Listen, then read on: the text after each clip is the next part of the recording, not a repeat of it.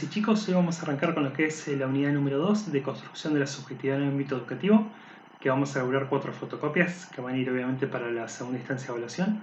Hoy vamos a trabajar la fotocopia de Tenti Fanfani de cultura juvenil versus cultura escolar.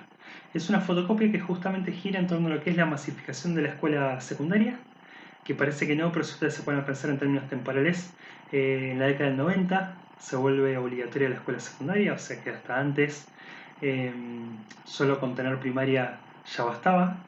En la década del 90 justamente se eh, sale la normativa de la obligatoriedad de la escuela secundaria y esto genera una modificación que muchos autores consideran que hasta el día de hoy sigue teniendo impactos.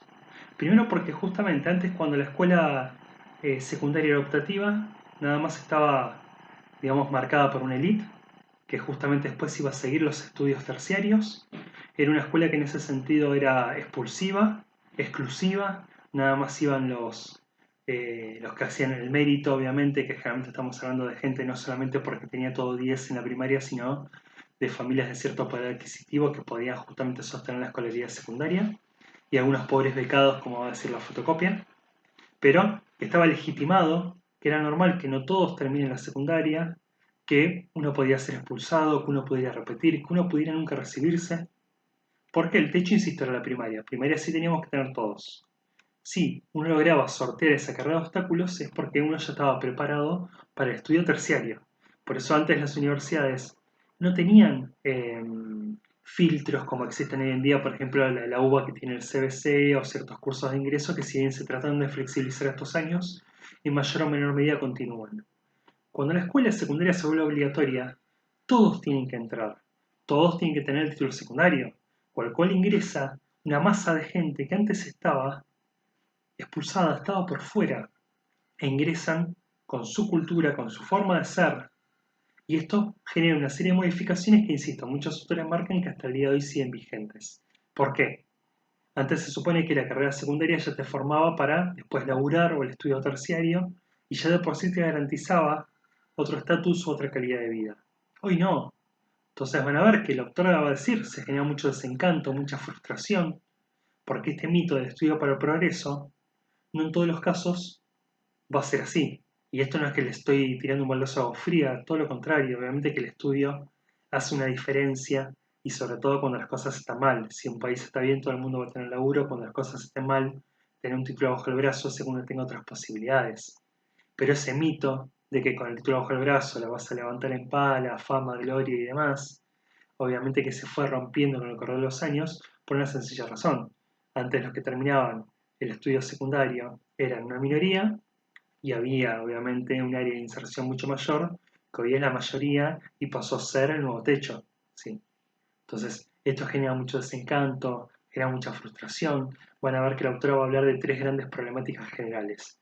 Por un lado, estas culturas juveniles con las cuales ingresan los alumnos, para los cuales la escuela secundaria no estaba preparada. La escuela secundaria, insisto, tenía una postura elitista, no las tenía en cuenta.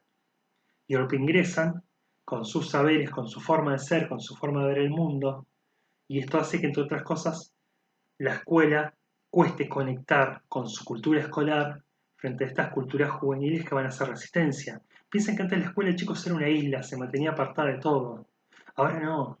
Y esto nos lleva al segundo punto, que es el tema de la autoridad escolar, el tema de la falta de financiación del Estado, pero también la pérdida, como dice la autora, del monopolio y la inculcación de significados, una frase que suena fabulosa, que justamente lo que apunta es que esta pérdida del monopolio en la inculcación de significados marca que cambió el significado que ocupa la escuela y el lugar que ocupa la escuela.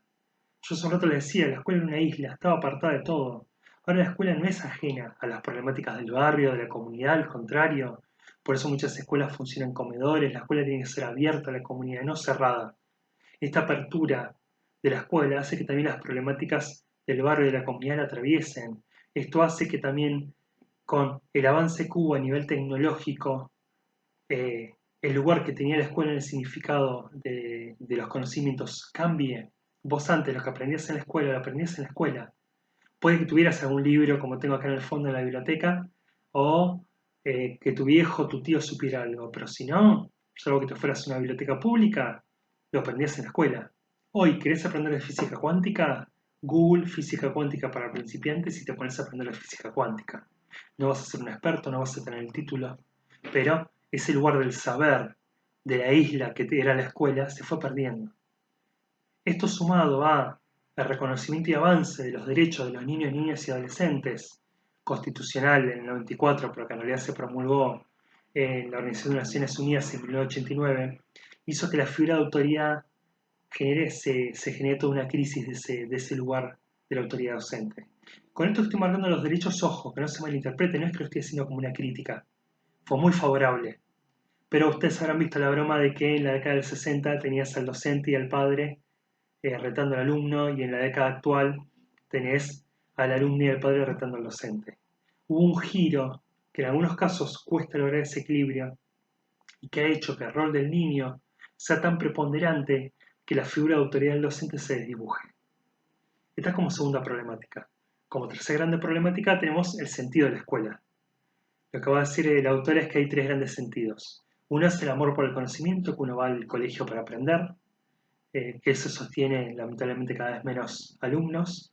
Otro es que uno lo hace por obligación, que uno va porque no le queda otra, porque necesitas un título secundario, porque como nos decían nuestros padres, aunque sea para levantar un papel del suelo vas a necesitar un título secundario.